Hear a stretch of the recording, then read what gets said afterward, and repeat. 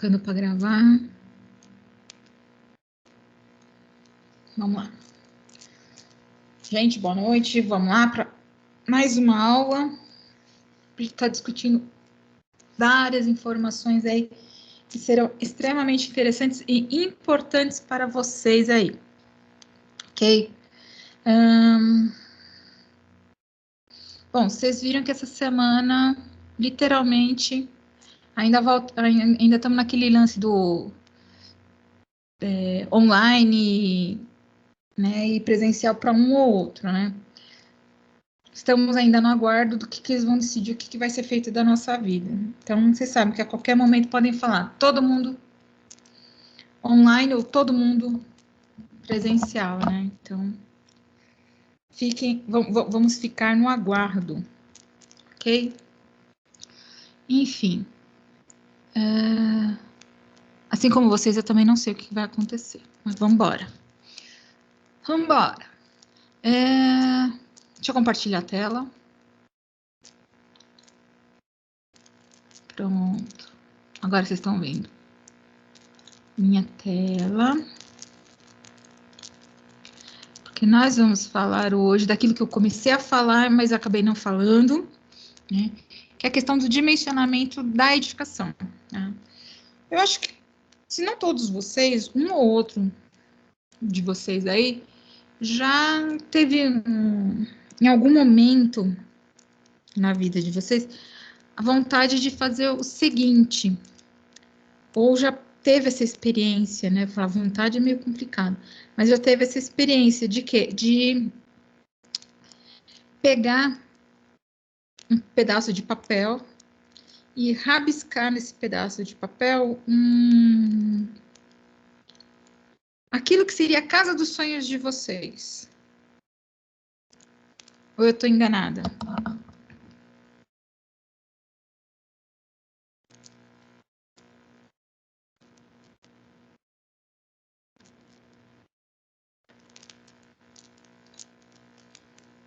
Vocês nunca tiveram essa vontade de pegar, ficar rabiscando e falar assim, não, essa daqui vai ser a casa que um dia eu vou construir para mim, ou que eu gostaria que fosse para mim?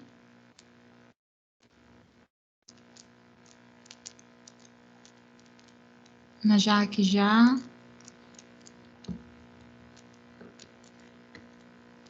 Nossa, só Jaqueline? Oxi. Eu também. Ah.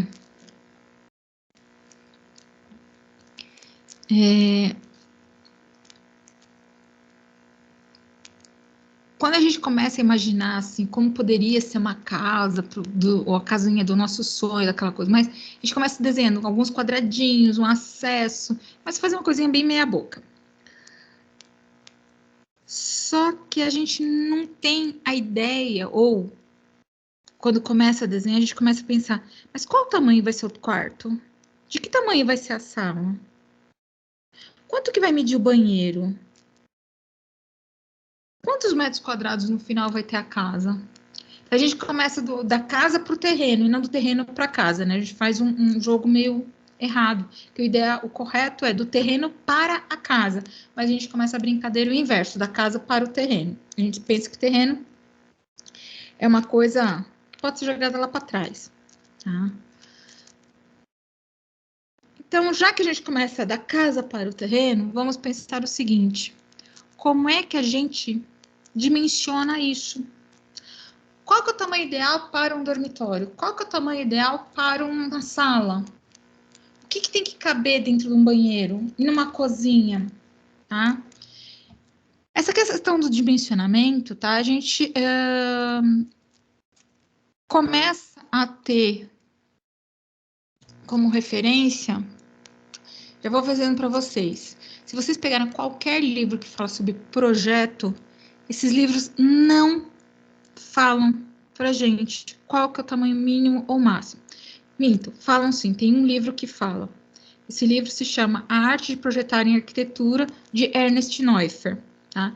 Ele é o único livro que vai falar sobre isso. Os outros livros vão falar o seguinte, que tem que ser conforme a especificação do Código de Obras ou especificação da legislação vigente no momento. tá? Aqui em São Paulo, nós temos uma legislação que é de 2017, que é do Código de Obras e Edificações, tá?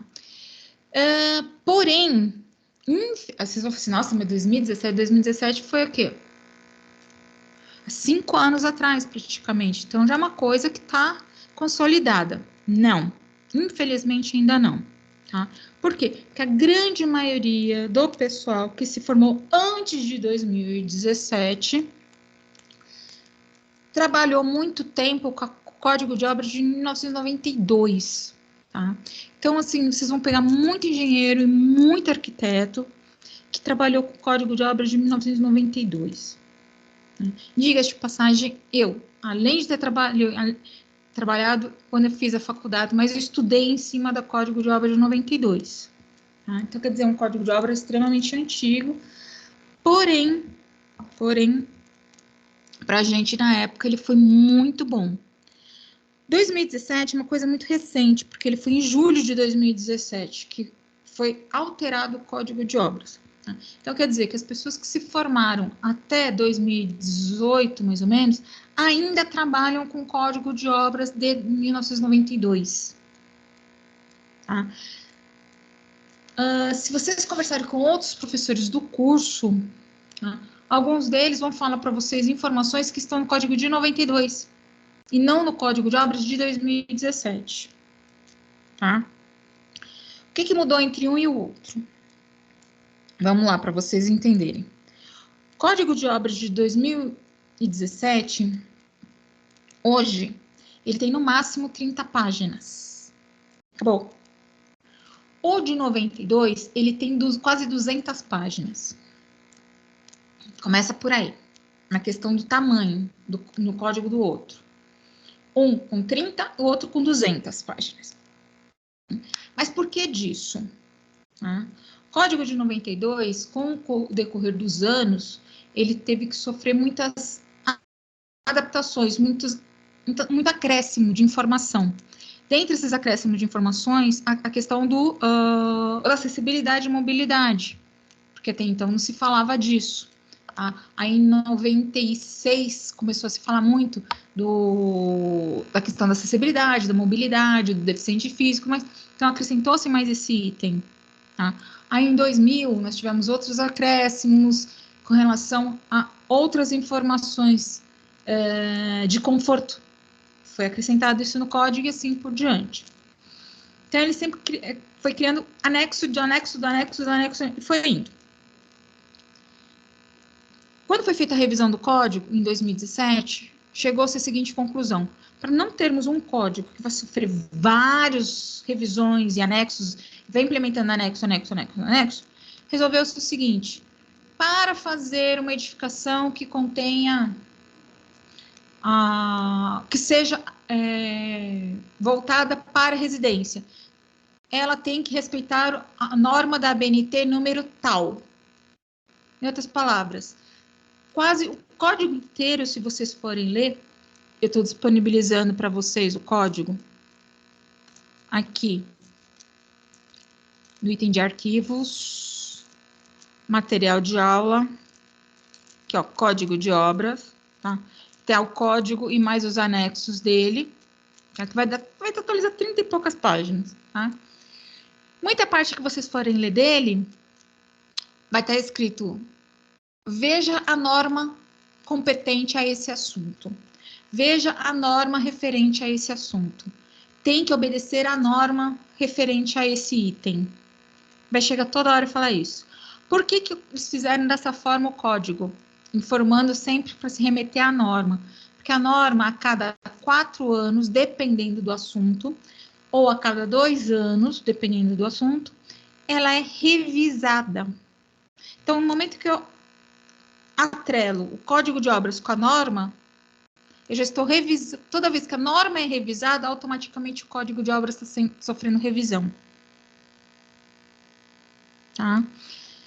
Isso é uma coisa que, infelizmente, muitos arquitetos, muitos engenheiros, muitos técnicos e tecnólogos não se atentaram ainda. Tá? E a norma vigente, que fala que o Código de Obras se remete, a maioria das vezes, é a norma 15.575. Então, vocês vão escutar falar dessa norma o semestre inteiro. Até que vocês vão decorar a bendita. O número da norma, pelo menos, vocês vão decorar. Tá? Mas, vamos entender o que o Código de 92 dizia e o Código de 2017 diz. E o que realmente significa no nosso dia a dia. Ok? Quando eu falava de dormitórios, salas, escritórios, em outras palavras, a gente setorizava as edificações. Tá? Quando a gente fazia... Toda edificação ela é setorizada. Seja ela comercial, residencial, o que for. Ela é setorizada, tá? A gente vai fazer alguns agrupamentos aí de setores. E no Código de Obras de 92, que é o mais antigo, que a maior parte ainda dos profissionais se remetem, né? Ele diz o seguinte, que os ambientes de dormitório, sala, escritório, são os ambientes do grupo A. Porque eles definem que são ambientes de longa permanência. O que quer dizer longa permanência? Se vocês pararam para pensar, no dia a dia de vocês, principalmente no dia de semana, qual o ambiente que vocês ficam mais tempo durante a semana na casa de vocês?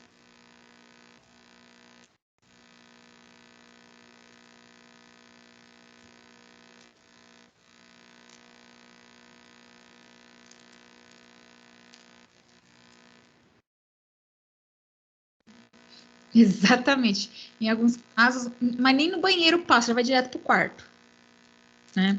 Que é o dormitório, tá?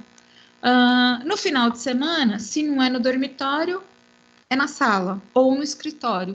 Hoje em dia, com esse negócio de home office, então, a gente adapta o dormitório como escritório, né? Ou então o quarto que era da bagunça se torna o escritório da gente. Ok? Então, esses ambientes a gente considera ambientes de longa permanência, que eram os ambientes do grupo A do antigo Código de Obras. No atual Código de Obras, são considerados ambientes de repouso, estar ou estudos. Quer dizer, ele não é mais tudo num agrupamento só de setor. Cada um deles tem o seu status bonitinho, tá? Curta permanência, que era dito no Código Antigo, era o grupo C, que vem a ser quem? Cozinha, cozinha, depósito, área de serviço, lavanderia. Que no Código atual a gente chama de locais de serviço, tá? Serviços da casa, tá, gente? Não é serviço de fazer trabalhos manuais, de escritórios, mas não, serviços da casa, tá? Que são quase as áreas molhadas aí, tá? Que é a cozinha, depósito e área de serviço ou lavanderia, tá?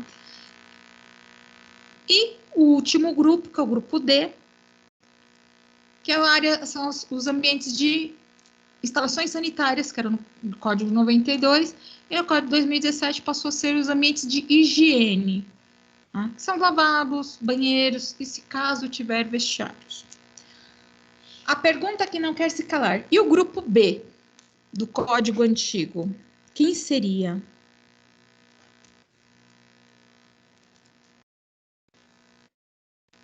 Se é que vocês perceberam que nós não temos o grupo B aqui, né? A temos parte de lazer do local? Não. O ambiente externo não entra nesses grupos.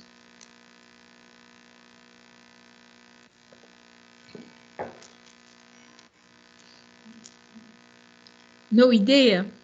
Não. Gente, o Código de Obras de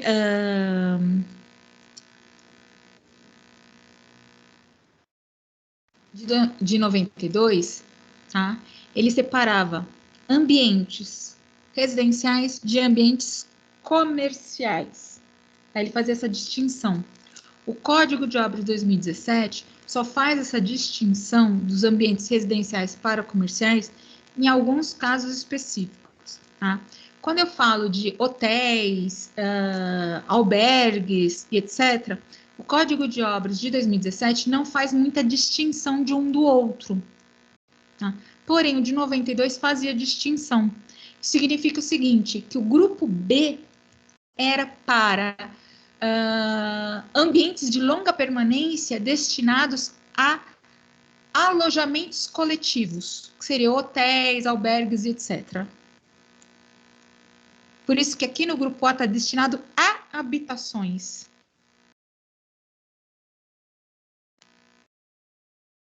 O grupo B, no de 92, era a mesma coisa que o grupo A, porém destinado para ambientes coletivos, como hotéis, albergues e etc. Essa que é a diferença.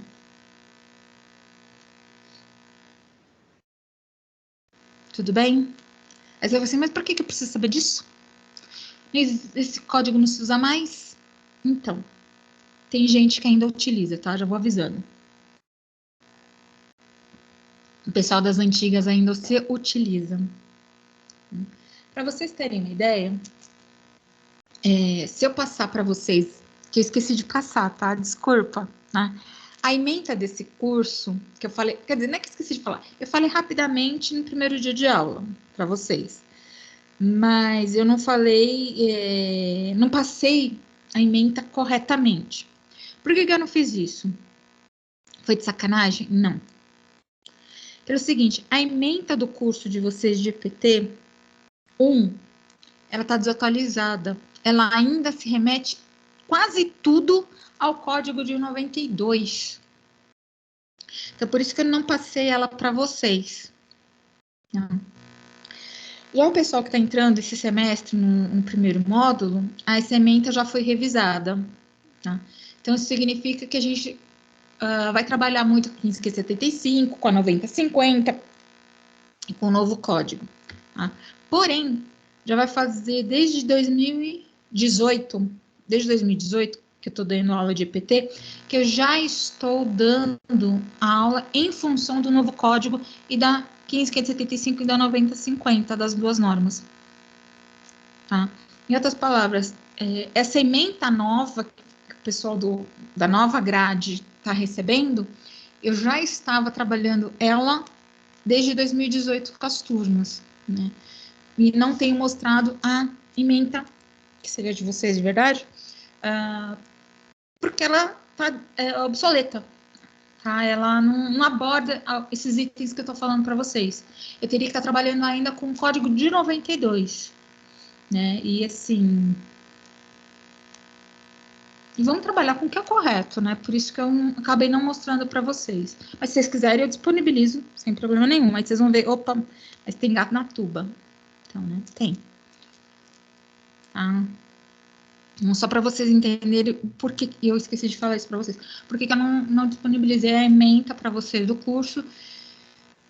E aonde está a diferença? Tá? Porque se eu fosse seguir à risca aquilo que o Centro Paula Souza me pede para passar para vocês, eu estaria passando para vocês uma informação que já está desatualizada. E eu não acho isso correto. Então, eu prefiro infringir eles e passar uma coisa certa para vocês. Ok?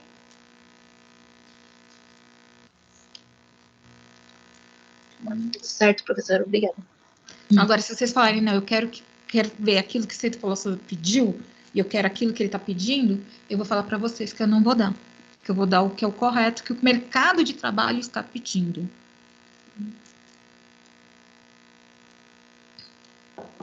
Isso já deu briga lá na escola por causa disso. Porque tinha professor que faz sentido, professor. Não, faz sentido o que você fala. Não, porque tinha professor que falava assim, não, você não está seguindo o que o centro pede. Eu falei, sim, mas eu estou seguindo o que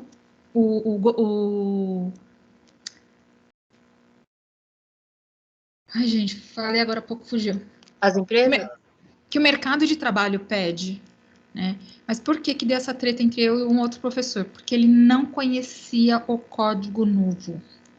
E também não conhece... Detalhe, não conhecia o código novo e não conhece a 15575. Aí deu uma treta. Isso significa que a gente, assim como vocês, nós também temos que estar sempre nos atualizando, tá? E essas normas, toda hora elas estão mudando, elas estão se atualizando, mas então a gente tem que estar super atenado para ver o que está acontecendo. E com o advento das redes sociais, sempre que tem alguma alteração, uma informação nova, sempre aparece umas webinars, alguns cursos rápidos, né, a respeito desses assuntos. Né? Alguns gratuitos, outros você paga uma miséria para participar. Em falar em cursos gratuitos, agora que eu estou lembrando, tá? Se for de interesse de vocês, existe... deixa eu achar aqui. Existe um site que tem os cursos gratuitos, achei, parceiro da construção, que tem os cursos gratuitos bem interessantes, tá? Deixa eu puxar aqui para vocês. Que eu acho legal. Detalhe, não ganho nada em divulgar.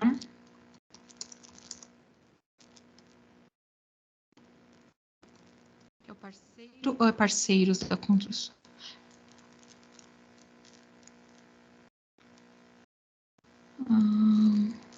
Agora, é parceiro da construção. Acho que é esse daqui. É esse aqui. Esse site aqui, gente, parceiro da construção. Tem vários cursos online sobre diversos tipos de materiais, sistemas construtivos, extremamente interessantes aí para vocês, tá? Aí eles põem aqui, você é só voltado para engenheiro, para arquiteto. É voltado para qualquer um, tá? Eles trabalham muito com o pessoal da Saint-Gobain, da Quartzolite, da Brasilite, da Placo, Isolever. Tá? Então, se vocês quiserem saber mais sobre drywall, tá? Gesso acartonado, eles têm uns cursos muito bacanas aqui sobre isso, sobre argamassas, enfim, sobre vários conteúdos aqui, são bem interessantes. Então, tá aqui a divulgação para vocês. Parceiro da construção. Tá? Vocês se cadastram, aí vocês vão estar recebendo sempre a atualização deles sobre algum curso. Acho legal. Tá divulgando isso para vocês aí. Tá? Lembrando, estou recebendo 1 centavo nessa divulgação. Ok? Voltando ao que interessa. Tá? Então, essa daí é por que eu estou passando isso para vocês? Lembrando, muitos profissionais ainda trabalham com a nomenclatura antiga. Então, para vocês entenderem isso. Alguma coisa me diz que talvez a partir do semestre que vem ou do outro, esse slide aqui cai fora das minhas aulas, que eu acho que o pessoal já vai começar a estar trabalhando com isso mais afinco ainda. Tá? Quando eu falo de setorização de uma edificação para vocês, como eu falei aqui, né, nesse caso aqui, né, eu digo para vocês o seguinte, até hoje, quando a gente vai analisar uma planta, um projeto, ou vai começar a pensar em desenvolver um projeto, a gente ainda setoriza a edificação. Tá? Por que a gente acaba setorizando a edificação? Para a gente criar ambientes de mais conforto, ambientes mais privativos, mais reservados, tá? Ou ambientes de mais diversidade e coletividade, ok? O que é comum acontecer é o seguinte, a gente olhar uma plantinha dessa, toda bonitinha, mobiliada, cheia de frufru, isso daqui a gente chama de planta de layout ou planta humanizada. Tá? A gente olha a planta assim e fala, nossa, que projeto interessante. Ok. O projeto é interessante até a página 2. Eu diria até o segundo parágrafo, nem a página 2 até o segundo parágrafo. Por quê? Que eu, Ada, estou falando que esse projeto ele é interessante até um determinado ponto e depois ele deixa de ser interessante. Porque a gente tem que começar daqui para frente a olhar o projeto não com olhos de leigo, mas com os olhos de alguém que já sabe ler projeto e já sabe criticar esse projeto. Ok? Como assim criticar o projeto? Para poder criticar o projeto, eu tenho que entender a configuração dele. Por que eu estou falando isso para vocês? Primeiro, eu tenho que entender essa configuração do projeto, para começar a pensar no dimensionamento, para depois ir partir para o projeto em si, para começar a pensar em desenvolver o projeto. Tá? Esse projeto ele está dividido no setor de repouso, tá? Ou um setor mais privativo da edificação. Numa área mais coletiva, tá? Que é um ambiente de estar, onde eu tenho as salas. Num ambiente de serviços, que eu vou ter cozinha, área de serviço, depósito, etc. Ambiente de circulação, tá? O que é o ambiente de circulação? Pode ser tanto os corredores, quanto os halls, já vou explicar qual a diferença do hall para o corredor, né? Quanto as escadas, são os ambientes de circulação. E o ambiente de higiene, que é o sanitário.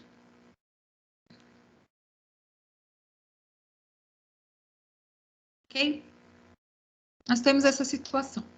Pergunto para vocês, o que vocês acharam desse projeto? Eu achei que os moradores não têm roupa, né? Como assim? Não entendi. Olha o tamanho desse espaço para guardar roupa. Ah, é minimalista. É, pelado. Não, e as camas são aquelas camas box que tem o baú embaixo. Mas não abrem, né? Com espaço. Ô, professora, o espaço ter tanta gente num espaço tão pequeno seria um banheiro também só para tantas pessoas? Não. Eu vou E a dizer para questão do você. banheiro perto da cozinha também. Falaria isso. Nesse caso, não.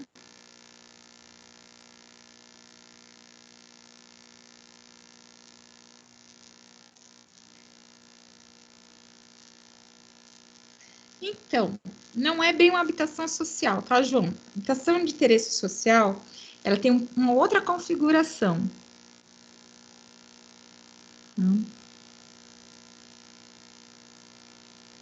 A Jaqueline já chegou perto do que eu queria dizer. Tá? A Jaqueline falou assim, eu achei que não ficou tão bem elaborado. Se o quarto fosse no lugar da cozinha, ficaria melhor.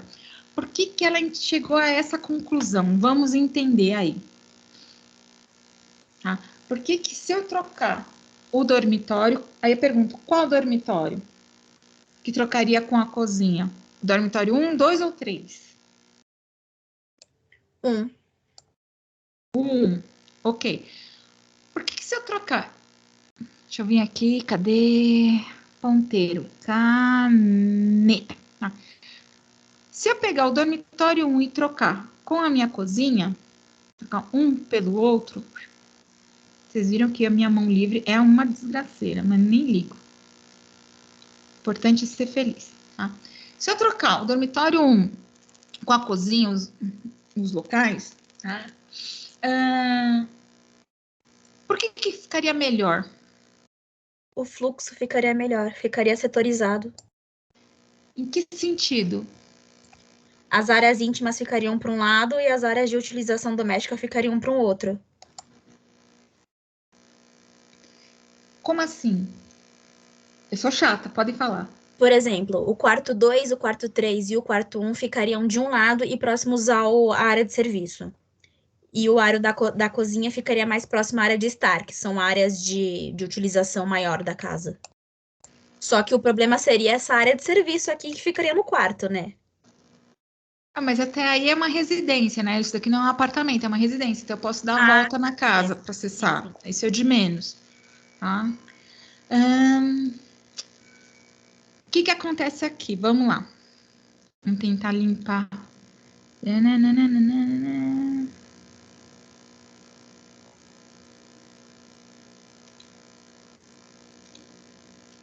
Deixa eu limpar aqui essa encrenca aqui que eu fiz. Agora não limpo, limpou. De ponteiro. O que acontece, tá? No momento que eu trago o dormitório para o local da cozinha, que passa a ser o dormitório,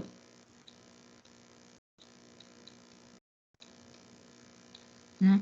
Eu vou pegar toda esta região aqui da minha circulação e vou fechar para os meus ambientes privativos. Mesmo essa porta aqui estando metade cá e metade lá, eu crio uma falsa sensação de que está tudo num ambiente privativo. Ao passo que, deixando do jeito que está aqui, esse dormitório, gente, ele não está nem um pouco privativo, muito contrário, ele está no meio da sala. Qual a privacidade que a pessoa que está no dormitório 1 vai ter em relação à sala? Ou em relação à casa como um todo? Nenhuma. Exatamente. Então, entenderam por que eu falei que quando a gente bate o olho num projeto, a gente fala assim, nossa, que legal, que bonito. É a primeira coisa que a gente olha. Mas aí a gente tem que começar a olhar alguns detalhezinhos bem pequenos, diga-se de passagem, para a gente descobrir que o projeto tem uma falha.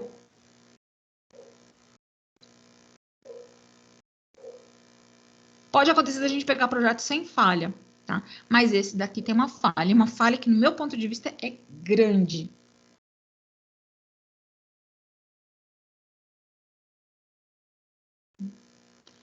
Uma outra situação que eu poderia fazer, poderia ser feito, para não deixar a área de serviço lá no fundo, né? Seria realmente trocar o dormitório 1 com a cozinha, né? Ou melhor, não chegaria nem trocar o dormitório 1 com a cozinha, eu trocaria.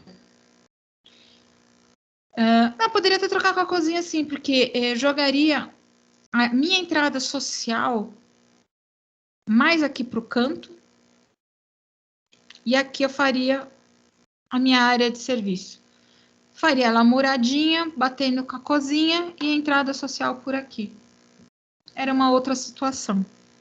São pequenas alterações que fariam todo o sentido para o projeto e deixaria ele muito mais interessante.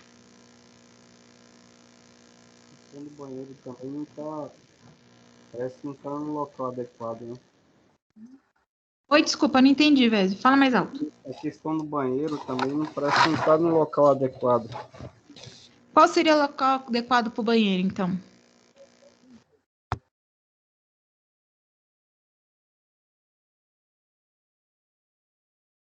Vamos lá. Qual seria o melhor local para o banheiro nesse caso?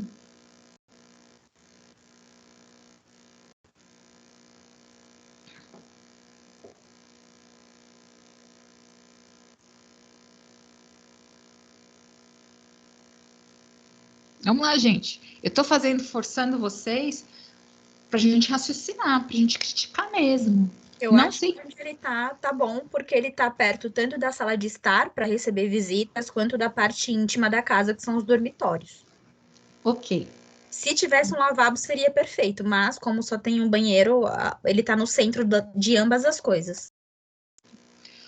Se eu trocar a cozinha para o outro lado, nós vamos criar um problema aqui na questão hidrossanitária.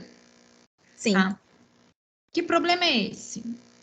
É um problema de um gasto maior de material e um cálculo que eu vou ter que fazer a mais com relação à perda de coluna d'água. Tá? Perda de pressão na hidráulica aí. Tá? Isso é um problema grande? Não, não é um problema grande.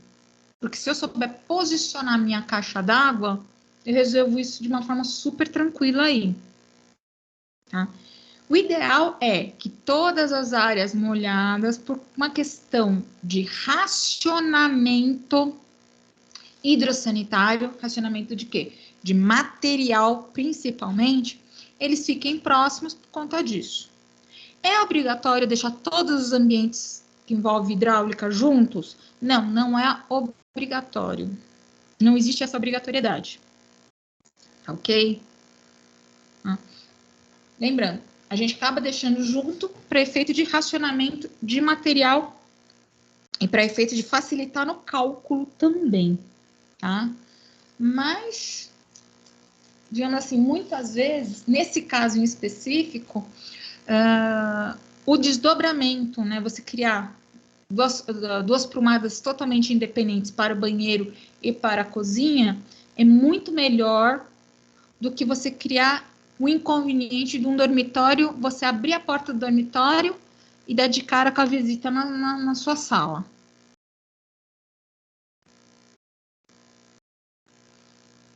Tudo bem até aqui, gente?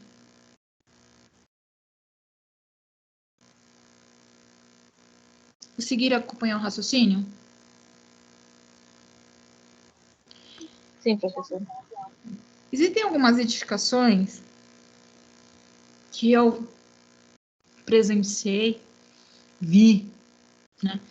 Lembrando, são edificações extremamente antigas, edificações de mais de 50 ou 60 anos de construção, tá? Aonde o banheiro, você tem a sala, do lado da sala a cozinha, são edificações retilíneas, né? Você tem a sala, do lado da sala a cozinha, e depois da cozinha você tem o banheiro. Então, a porta do banheiro dá justamente para a cozinha. Dá dentro da cozinha, praticamente. Tá? Mas são edificações muito antigas. Por que que isso acontece? Porque o banheiro foi feito após, ele foi feito depois da cozinha, aquela coisa mais. Então, para facilitar o puxar a hidráulica, mas acabou se fazendo como se fosse o banheiro fosse um anexo da cozinha. Tá? Hoje, fazer isso é errado, mas há 50, 60 anos atrás, era extremamente comum fazer isso por uma questão de praticidade. Tá? Não sei se vocês sabem, mas o ambiente banheiro, tá? Do jeito que a gente conhece ele hoje, tá? Para nós aqui no Brasil, é um ambiente recente. Ele é um ambiente que é datado de 1930. Tá? Antes de 1930, esse ambiente, quer dizer, o ambiente dentro da casa, tá? Dentro da edificação. O ambiente banheiro dentro da edificação é datado de mais ou menos de 1930, tá? Porém, o banheiro em si, com a latrina ou bacia sanitária, ele era fora da casa. Tá? Era um barracãozinho que ficava no quintal, a dita cuja da casinha. Quando a pessoa fala assim, estou indo na casinha, quer dizer que estava indo no banheiro. Tá? E para banho, tomar banho e tudo mais, não se usava chuveiros, como a gente usa hoje, nem duchas. Tá? Era comum a utilização de tinas d'água ou banheiras que se colocava nos dormitórios, enchia de água, tomava o banho, esvaziava e tirava a tina ou a banheira de dentro do dormitório. Tá? Era assim que era feito. Hoje, estamos na modernidade. Tá? Já existe um ambiente dentro da casa, tudo bonitinho. Tá? Tudo bem até aí? Posso prosseguir?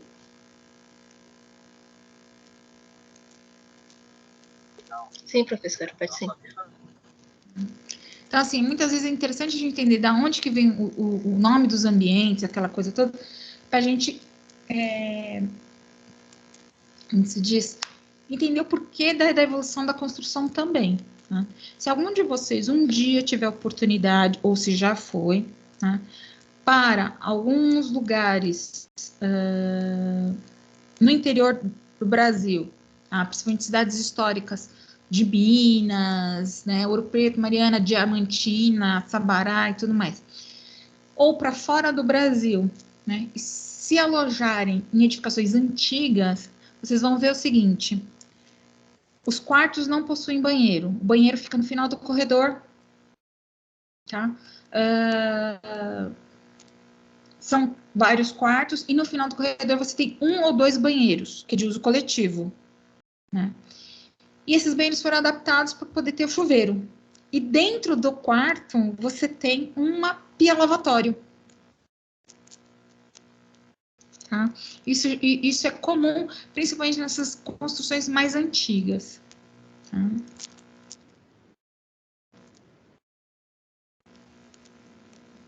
Que é até legal isso acontecer Primeira vez que eu vi, achei estranho pra caramba. Mas a gente descobre que é uma coisa recente. Né? Recente não somente aqui no Brasil, tá? Lá fora, na Europa, o ambiente banheiro dentro das edificações, ele também é recente, de 1880, mais ou menos. Tá? Do jeito que o banheiro que eu digo, do jeito que a gente conhece hoje, tá? Bom, depois a gente continua falando sobre a história das construções dos ambientes. Esse segundo exemplo, vamos lá. Nós temos os ambientes privativos de repouso, os coletivos, que é o de estar, de serviço, cozinha e área de serviço, circulação ou corredor e higiene e banheiro. E aí, eu acho. Ó, o que vocês acharam desse daqui? Entra por onde? Pela cozinha? Cadê a entrada? Tá aqui, ó. Ah, tá. Mas posso entrar também pela cozinha.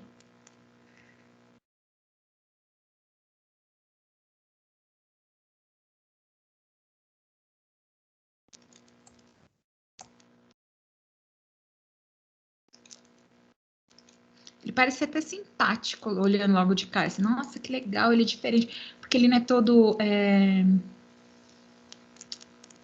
quadradinho, ele é todo recortado, tal, não sei o quê. Ah, Mas a visita vai ter que passar por toda a área íntima da casa para usar o banheiro, né? Primeiro problema. Eu vou ter que entrar numa área privativa para acessar o banheiro. Que mais? O vão é muito pequeno Oi? para passagem, a área de locomoção aqui é muito pequeno. A circulação, você tá A falando? circulação, isso. Eu diria que ela tá muito grande. Eu faria uma cozinha americana, juntaria tudo. Gente, a gente tem que pôr na cabeça da gente que o metro quadrado construído, principalmente numa cidade como São Paulo, tá? É muito caro. Tá? Para vocês terem uma ideia, em Pinheiros, a última vez que eu fiz um trabalho, fiz a cotação em Pinheiros, um metro quadrado construído estava na ordem de R$1.000. Acho que era 1.500, quase R$2.000 o metro quadrado de área construída na região de Pinheiros. Deixa eu só fazer uma conta rápida aqui, só para lembrar. 270 dividido... Oh, de acho, né? 270. 5 milhões dividido por 270. Tô falando besteira. Era R$10.000 o metro quadrado construído padrão alto, padrão luxo. No caso aqui, né? Padrão alto, padrão luxo, então em torno de R$3.000 o metro quadrado construído. Região de Pinheiros. Aí você vai falar, tudo bem. Só que o corredor é metro quadrado construído. E o que eu ponho num corredor? Nada. Isso significa que eu posso dizer que o corredor é uma área Útil. Quer dizer, inútil. Tá? Ela é útil porque ela liga um ambiente no outro. Mas quando ela fica muito grande desse jeito, ela se torna inútil. Sim, por isso que eu juntaria a cozinha com a sala, faria uma cozinha americana para dar uma utilidade maior para esse espaço e não ficar esse corredorzão em L. Exatamente. Tá? Por que eu tô falando isso para vocês? Porque daqui para frente a gente tem que começar a associar também valores. Tá? Não existe mais aquela questão daquelas casas de fazenda. Vocês têm aqueles enormes corredores que vai levar você para 20, 30 quartos. Isso não existe mais. Isso daí foi na época do Brasil colônia, na época do café, aquela coisa. E outra, é casa de fazenda. Você tem terreno para fazer tudo isso. Tá? E uma casa de fazenda, o metro quadrado construído não chega a 3, 4 mil reais. Tá? Na cidade, os terrenos são muito menores. Tá? E o metro quadrado construído é muito caro, é muito alto. Não é por causa do material em si, mas é principalmente por causa da mão de obra. Tá? Então, se eu pensar em um ambiente, em casas que tem aqueles vastos corredores, eu tenho que tomar cuidado. O ideal é fazer com que o corredor, as áreas de circulação, elas também sejam utilizadas como ambientes úteis e não somente áreas de acessos. Não sei se eu consegui me fazer explicar.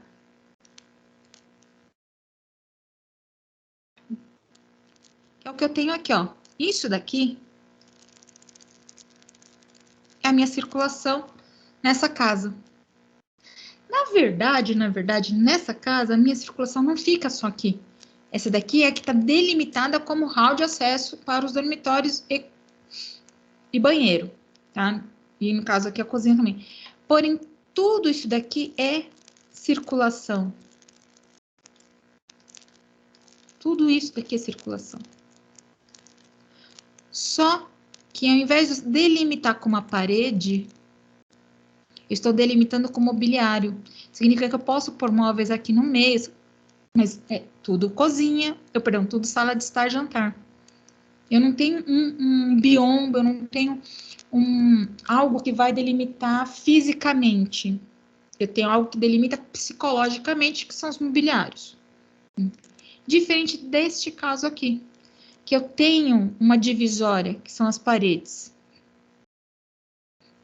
que delimita esse espaço aqui, que de boa, se eu derrubar esta parede e esta parede, eu jogo tudo, integro tudo numa coisa só.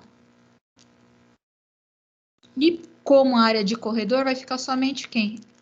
Esse pedaço aqui, porque o restante se torna tudo integrado, cozinha e sala de estar e jantar.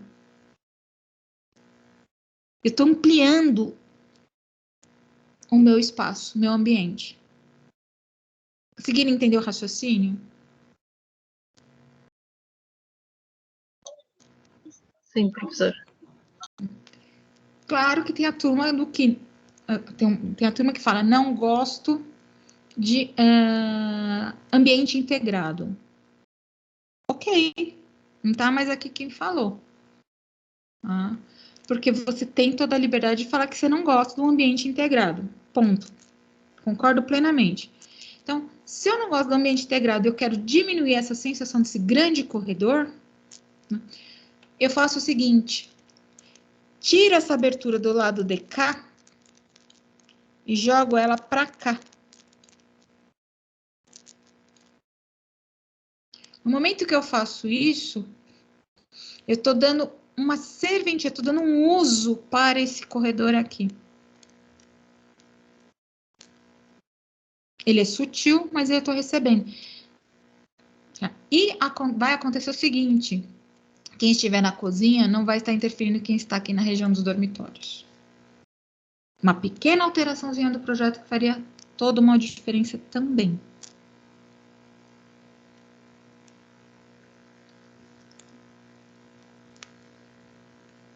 Mais alguma sugestão aí, gente?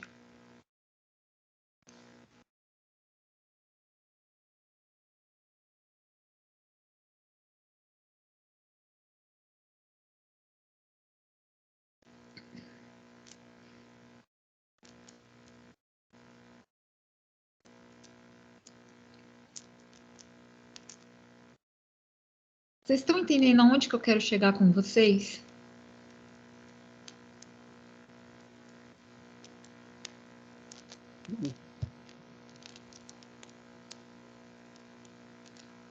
Eu tô querendo aguçar o lado crítico de vocês aí. Nem tudo o que parece verdade, de fato é. Vamos entender o que está por detrás, vamos tentar esmiuçar mais para poder enxergar o que de fato está acontecendo. Nós vimos 2 projetos que aparentemente são interessantes, mas a gente descobriu 2 problemas nele. Tá? Eu pensei eles de propósito mesmo. Tá? Como eu falei para vocês, pode ser que a gente pegue um projeto, analise ele, fala, não, realmente esse projeto ele está bacana. Tá? Para quem projetou esses dois projetos, essas duas casinhas aí, provavelmente a pessoa falou assim, tá lindo, tá maravilhoso, tá perfeito. Aí a gente já descobriu dois problemas. Ok? A gente tem que tomar cuidado com isso aí.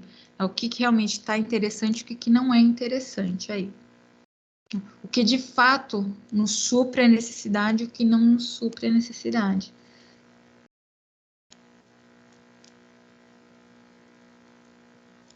Vocês viram que projetar, então, não é tão simples quanto alguns dizem que é. Faz aí rapidinho, né? Geralmente o pessoal fala assim, você tá fazendo curso de indicações? Então pega o papel aí e projeta rapidinho uma casa para mim. Não é tão simples assim. Eu tenho que começar a pensar em vários fatores. E eu estou começando a trabalhar isso com vocês. Já na semana passada a gente já começou a falar um pouco sobre conforto. Hoje a gente está começando a falar de posicionamento de ambiente, né? E agora a gente vai falar do tamanho desses ambientes. Aí você vai dizer, Rita, que fina, vai falar do tamanho deles.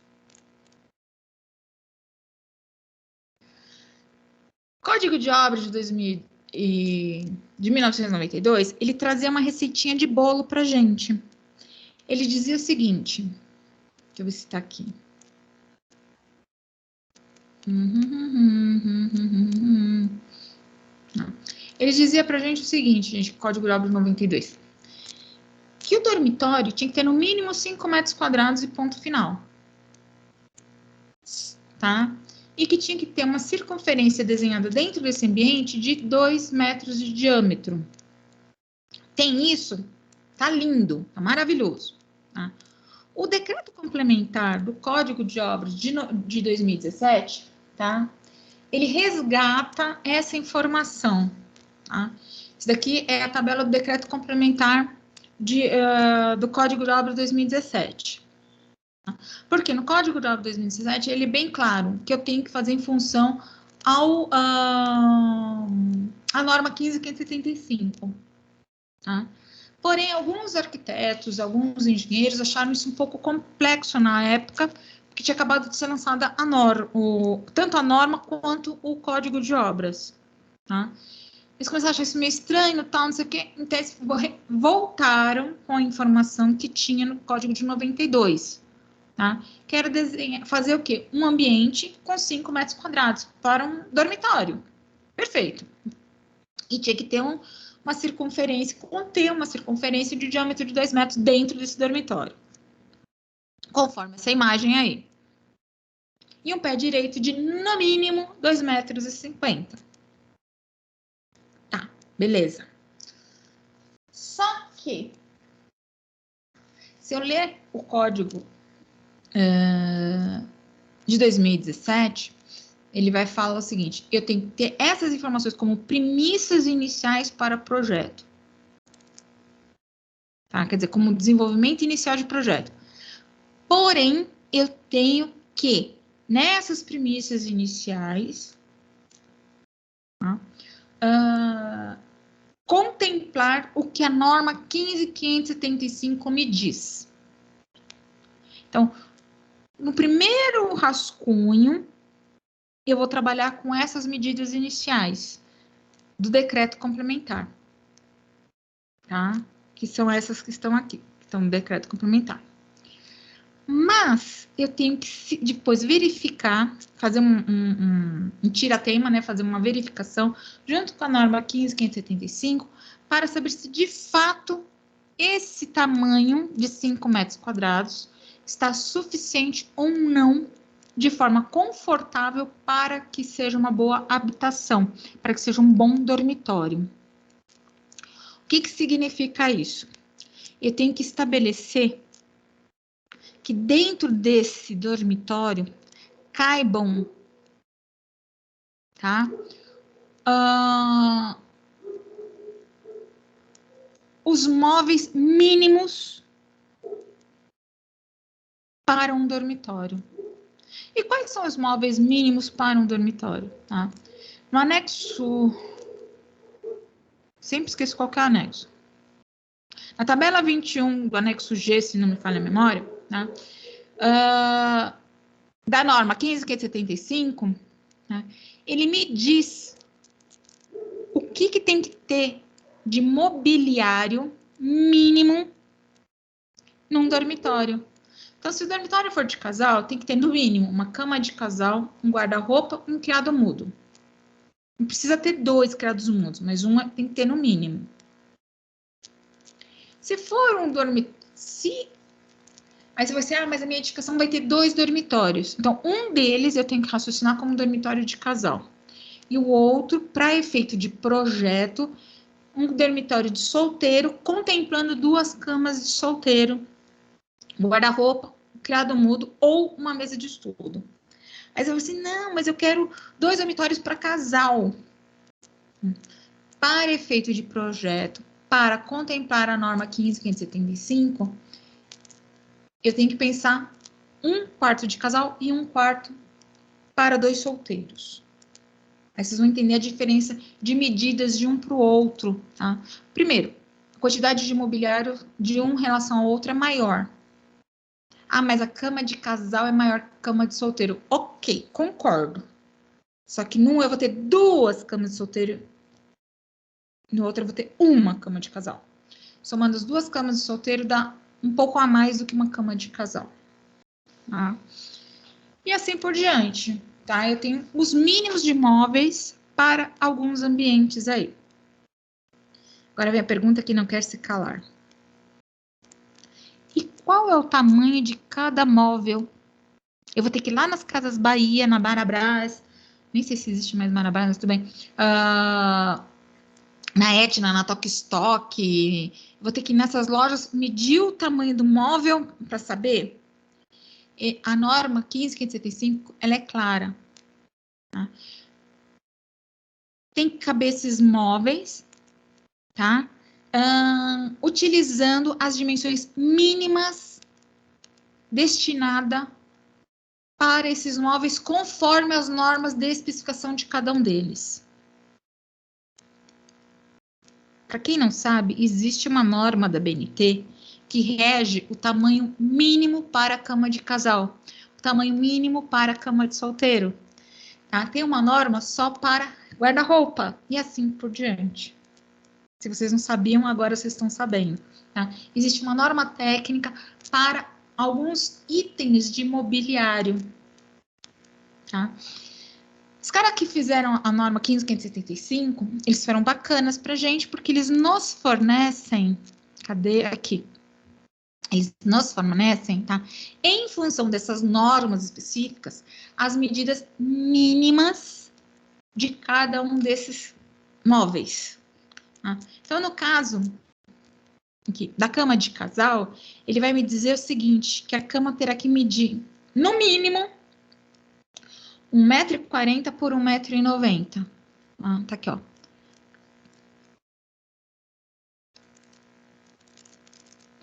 Cama de casal. Ficou encavalado com um criado mudo, tá? Cama de casal. Aqui, ó. 1,40 m por 1,90 m. Então, ele me dá as medidas mínimas para esse mobiliário. Ele fala pra gente qual é o mobiliário mínimo, mas também me passa as informações mínimas desses mobiliários. Caso do guarda-roupa, medida mínima para um guarda-roupa. Tá? O pessoal da área de design de interior já vai me dizer, nossa, que guarda-roupa estreito, mal cabe um cabide. Então, né, não cabe um cabide mesmo. Tá? Mas ele diz que é em torno de 1,60 m de comprimento por 50 m de profundidade.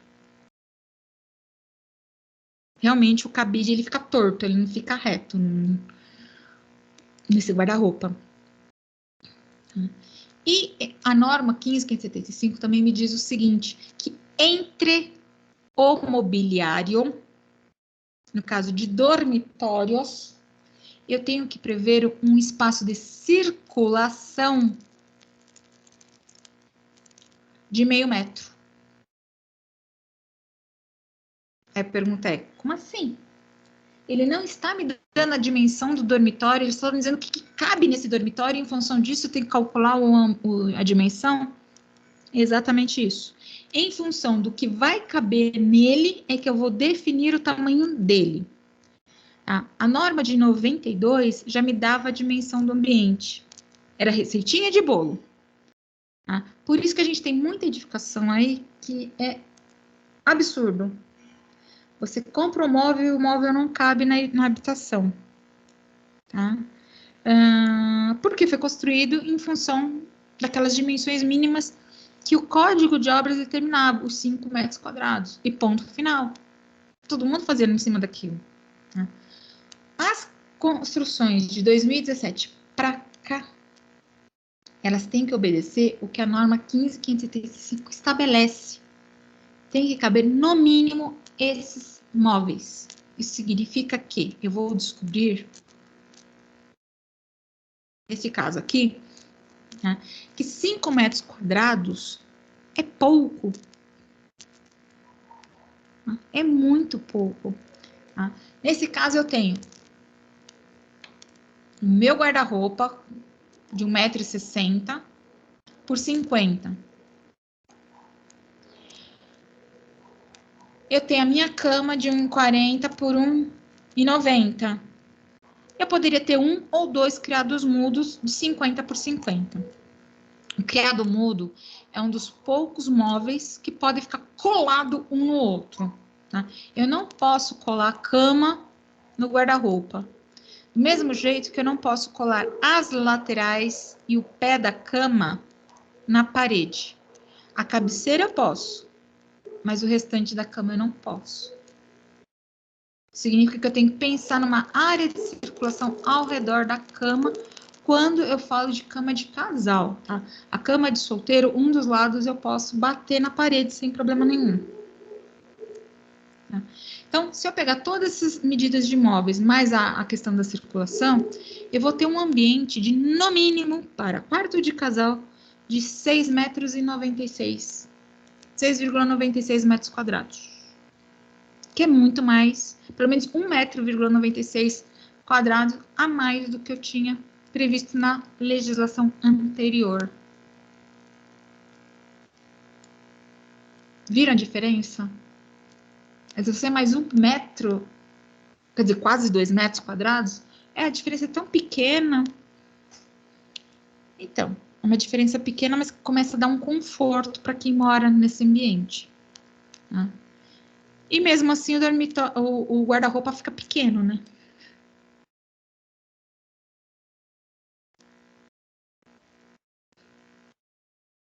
Conseguiram entender esse raciocínio?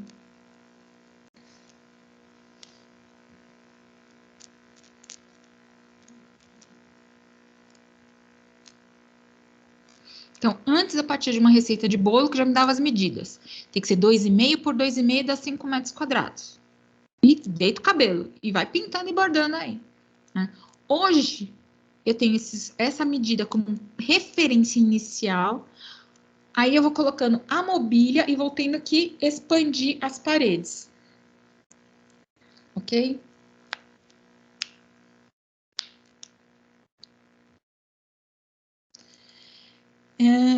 A título de curiosidade, tá, gente? Eu estava conversando outro dia com um engenheiro, eu fiz um trabalho de perícia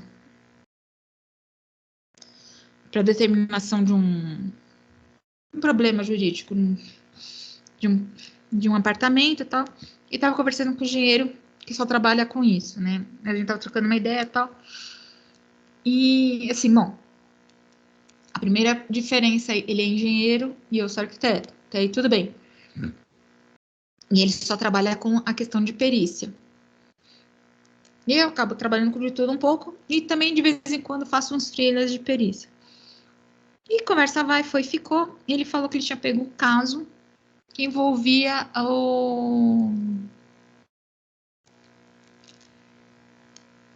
um apartamento que foi construído justamente em 2018, 2019, alguma coisa assim.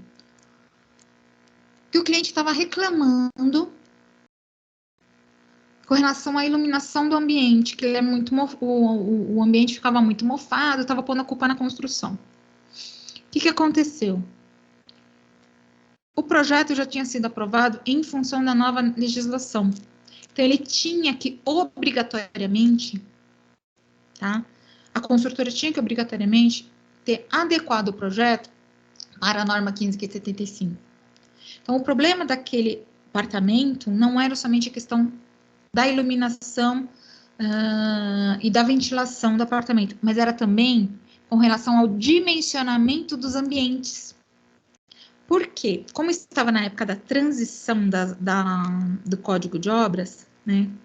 Até os próprios arquitetos que faziam a aprovação do projeto não se atentaram a verificar que a construtora não obedeceu à norma 15.575. Ela tinha feito em função do código antigo. Isso significa que era causa ganha para o comprador, porque nesse caso tinha que ter sido adequado com relação a esses conceitos da 15.575. Não somente pela questão de iluminação e ventilação, mas também pelo tamanho dos ambientes.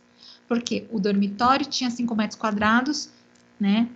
E não respeitava as medidas mínimas que a 15.575 preconizava. Então, isso dá causa, tá? Dá uma jurisprudência interessante aí para a gente estar discutindo também. No final, se ganhou a causa ou não, eu já não sei, porque depois eu perdi o contato desse engenheiro, mas ele comentou esse caso para mim aí, eu achei bem interessante. Quer dizer, as construções que foram aprovadas após 2017 em São Paulo, se não obedecerem à norma 15.575, sim, pode dar processo.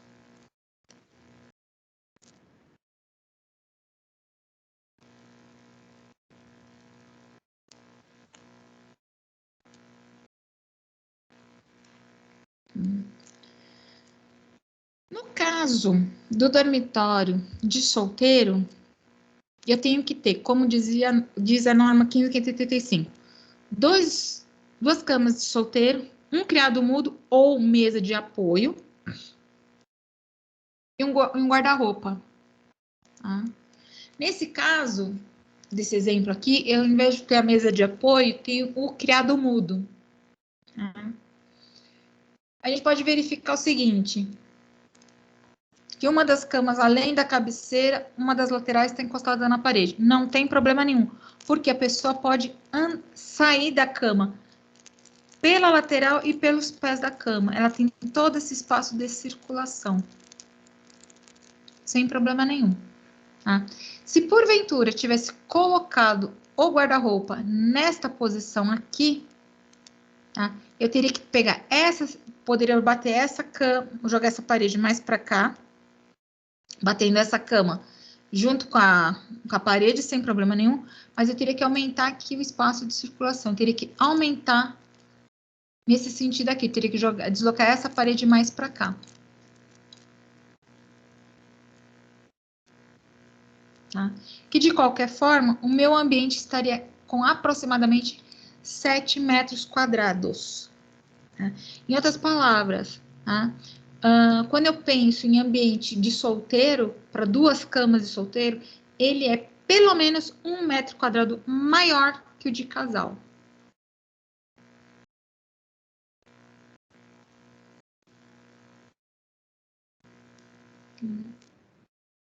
Que seria esse caso aqui. Tá? Nessa configuração aqui, acabou ficando um pouquinho menor, mas porque a porta tá batendo no guarda-roupa. Mas fica quase o mesmo tamanho de casal. Dúvida até aqui, pessoal?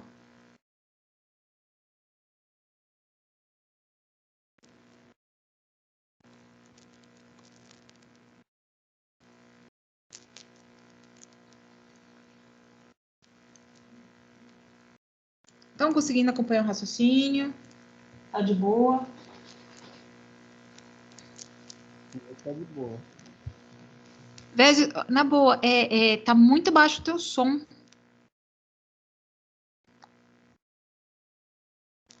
Eu falei que por mim tá de boa. Agora melhorou.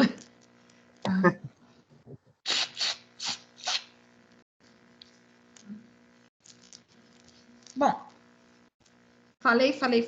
Falei. Agora vamos. Tá rendendo boas anotações? Que bom, fico contente. Lembrando que esse material, gente, todo ele já está disponível para vocês, tá? Tá todo o material aí disponível para vocês no Teams. Aqui em material de aula tá tudo disponível aí. Tanto as normas da BNT, tá? Quer ver? 15.575, a bendita. Ah, não é essa, disfarce. Isso daqui é uma explicação da norma 15.575. Não é essa. Cadê? Norma. Aqui. Tá aqui. Norma. Tá aqui. Aqui tá a norma 15. Essa daqui é a versão acadêmica, tá? Por isso que eu tô podendo disponibilizar ela para vocês, porque ela é a versão de uso acadêmico, tá? O correto seria eu adquirir a norma, aquela coisa toda. Mas você sabe como é que é, né, gente? Então, né? Nós, professor, é pobre, tá?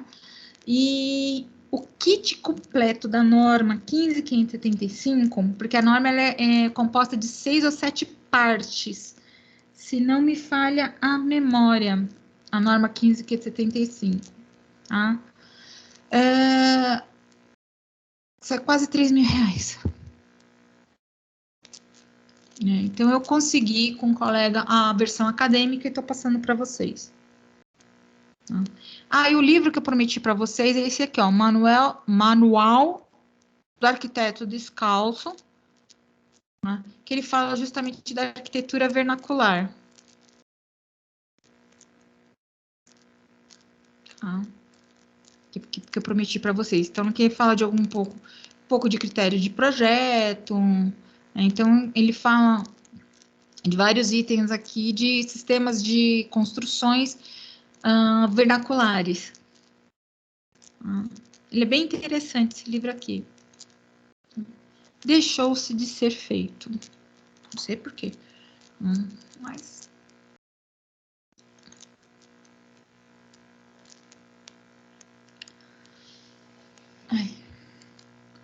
Bom, falei. E eu esqueci de falar para vocês o seguinte. Bom, não somente dormitório, mas como todos os outros ambientes são calculados dessa forma. Tá? Em função de quem? Do mobiliário que vai conter nos ambientes, tá? Como, por exemplo, a cozinha, tá? O que tem que conter na cozinha? Eu vou lá no anexo G da norma, verifico quais são os itens mínimos, quais são as dimensões mínimas, coloco e verifico também a questão da circulação entre os objetos. O que eu tenho que tomar cuidado na cozinha, tá? É a circulação que fica de frente para a geladeira e de frente para o fogão, tá? Em frente à geladeira tem que ter uma área de circulação no mínimo de 85 centímetros. Por que disso? Projeção da porta? Exatamente, tá? Para não ficar que nem alguns apartamentos que a gente já viu, na hora que você abre a geladeira, ou você fica de lado, né? Ou você expulsa outra pessoa da cozinha. Tá? Você tem que conseguir abrir a porta da geladeira na sua totalidade e sem expulsar ninguém da cozinha. E você conseguir ficar de frente para ela na sua totalidade. A mesma coisa para o fogão. No caso do fogão não chega a ser 85, é em torno de 65, tá? 20 centímetros a menos. Para quê? Para que você consiga abrir o forno do fogão, ficando de frente para o forno e não de lado para o forno. Se você fica de lado, na hora que você abre o forno, você pode correr alguns problemas de acidente. Tá? Então, você ficando de frente para o forno, o risco de acidente, ele existe, mas é bem menor. Ok?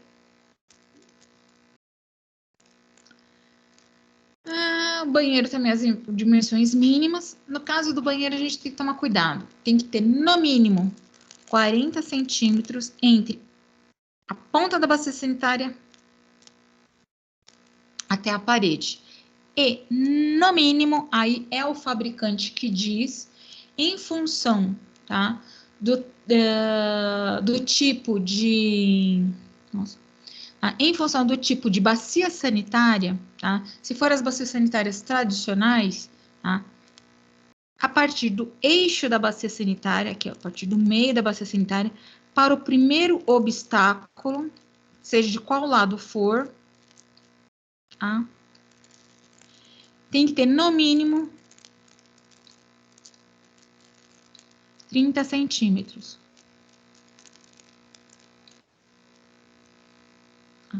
Para quê? Para quando você for se utilizar a bacia, tá? Você não fique o quê? Espremido entre um objeto e o outro, ou entre uma parede, ou entre um lavatório e afins. Você tenha um pouco mais de conforto para se utilizar desse mobiliário. Tá? No mínimo 30 centímetros para cada lado. É mínimo, tá? Posso ter mais, não posso ter menos que 30 centímetros a partir do eixo. Lembrando, isso vai variar conforme o modelo da bacia. Tá? Isso daí não é a norma que diz, tá? É o fabricante. Então, em muitos casos, eu tenho que ver também o que o fabricante está dizendo. E para finalizar, além da norma 15575, a gente também tem que olhar a norma 9050. A norma 9050 é justamente de acessibilidade e mobilidade. O que é importante a gente analisar na 9050 é com relação à área de circulação. O que é a circulação dentro da casa? É os corredores. Na verdade, assim, na construção, nós temos dois tipos de circulação. Temos a circulação horizontal e a circulação vertical. Circulação horizontal são os corredores, popularmente conhecidos. Circulação vertical é aquilo que vai me levar de um nível ou de um andar para o outro. Né? São o quê? Degraus, escadas e rampas. E elevador também. Tá? Isso são circulações verticais. A horizontal são o quê? As esteiras rolantes e os corredores. Tá? No caso de uma residência, toda a circulação horizontal e vertical tem que ter, no mínimo, de largura 90 centímetros. Por que 90 centímetros?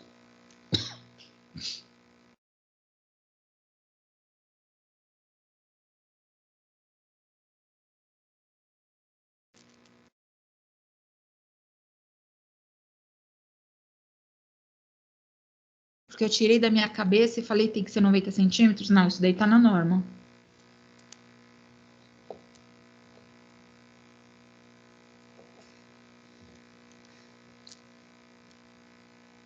Alguém arrisca?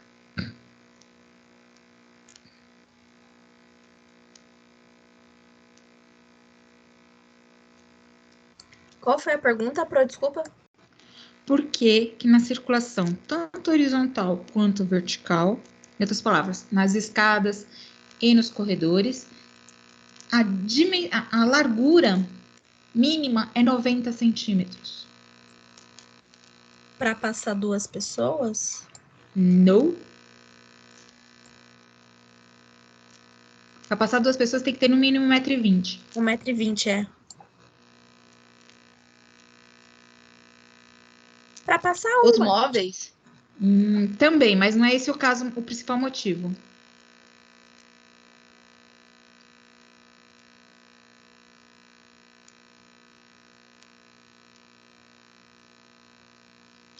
Vamos lá. Vou pegar a situação menos pior. Imaginem vocês chegando do supermercado das compras de mês. Isso quer dizer, vocês estão abarrotados de sacola. Ou melhor ainda, né? Porque hoje em dia é sacola retornável, né? aqueles sacolões gigantes, porque a gente vai ficar pagando 10, 30 centavos todas compra para comprar sacolinha, né? Então a gente pega as eco bag e vai passar você vai sair da sala e ir para a cozinha, porque você entra pela sala na edificação e a cozinha tá no fundo, você tem que passar por um corredor com aquelas sacolas. E aí, vocês passam?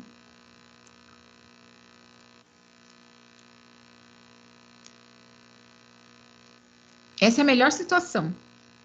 A segunda situação, principalmente para quem tem criança pequena em casa, você está com a sacola de fralda,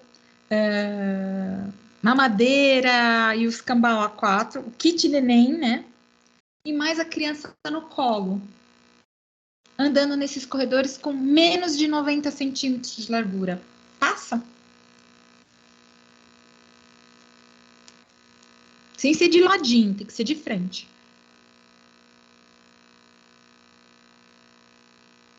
Não, não Que passa. com as compras não passa, nem com criança. Isso porque eu tô sendo boazinha, porque é o nosso dia a dia, ou da maioria de nós. Vamos Aqui ser mais em casa cruel? mesmo, professora, algumas vezes quando a gente pega a compra, tem que passar de ladinho mesmo. Então, eu vou ser mais cruel ainda. Algum de vocês já teve essa experiência de quebrar o pé ou a perna e ter que andar de muleta?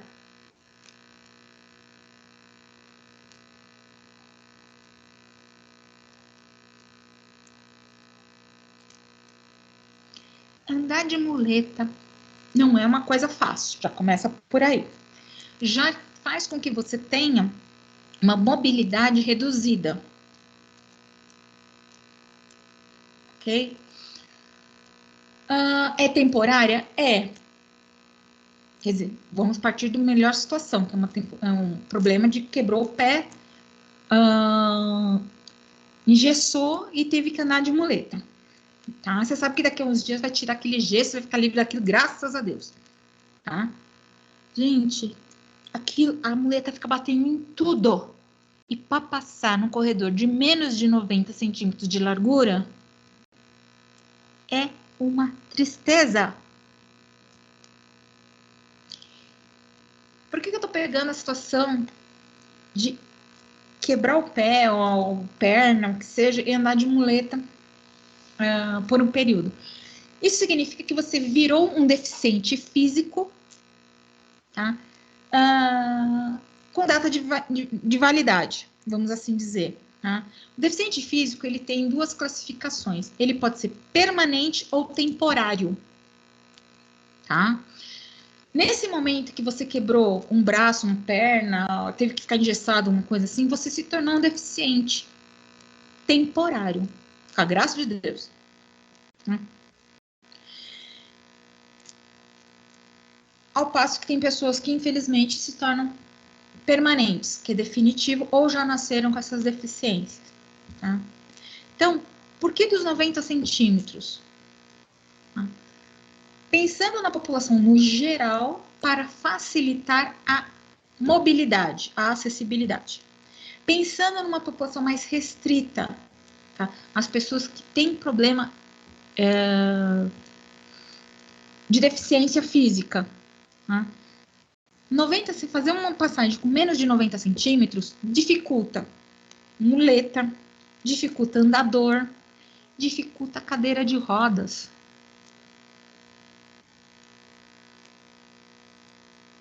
Tá?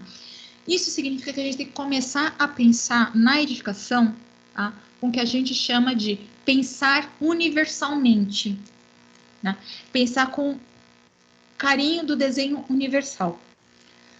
O que eu estou falando para vocês é do corredor de 90 centímetros. Hoje em dia, não se usa mais portas com menos de 80 centímetros de vão livre. O que significa 80 centímetros de vão livre? De um batente para o outro, o espaço que eu tenho livre entre batentes de 80 centímetros. Isso significa que a folha da porta terá que medir aproximadamente 81 centímetros. Por que disso? Porque 80 centímetros é o suficiente para uma cadeira de rodas convencional conseguir passar. O ideal seria uma passagem de 90 centímetros, mas como é um trecho pequeno, com 80 centímetros, uma cadeira de rodas convencional passa tranquilamente. Um andador também consegue passar. Então, os 90 centímetros que a gente fala do corredor é os 80 da porta, do vão luz de porta, mais 5 de cada lado de batente, me dá os 90 aí, que aí eu tenho certeza que eu consigo passar tranquilamente. Entenderam de onde que vem esse número mágico?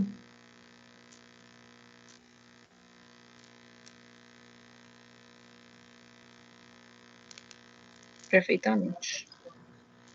Lembrando que isso daí é medida mínima. Tá? Menos que isso eu não posso ter, mas eu posso. Ok?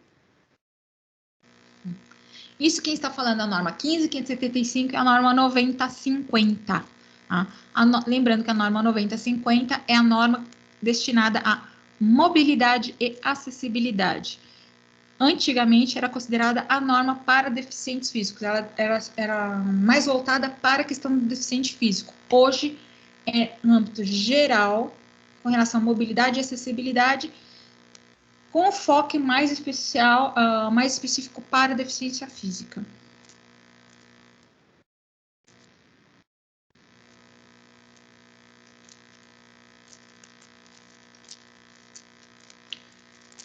Tudo bem até aí, gente?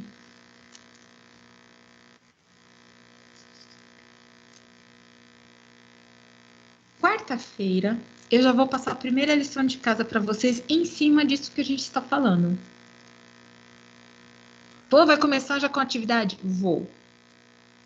Vou, porque estou tentando resgatar uma atividade aí que eu acho que vou ter que refazer ela de novo, droga, né? A respeito de coeficiente de aproveitamento e taxa de ocupação. Então, a gente vai fazer atividade, coeficiente de aproveitamento e taxa de ocupação e a atividade em cima dos dimensionamentos. Eu já tinha avisado para vocês no semestre passado que EPT eu pegava mais pesado aí. E já vou começar a pegar mesmo.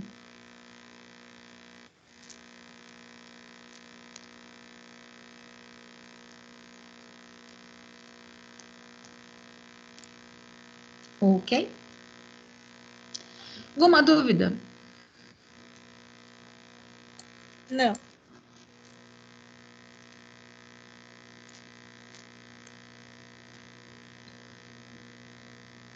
Não mesmo? Então, se não há dúvidas, encerramos por hoje e quarta-feira vamos fazer atividades. Vamos fazer trabalhinhos. Perfeito, gente? Beleza. Então, boa noite para vocês, tá? Aí sei que vocês vão ter outra aula com outro professor, então, boa aula, tá? Porque eu vou ter aula com outra turma também, tá? Então, quarta-feira a gente se fala aí, tá? Tchau, Pro. Boa noite. Boa noite, tchau, tchau, gente. Boa noite, professora. Boa noite, professora. Falou!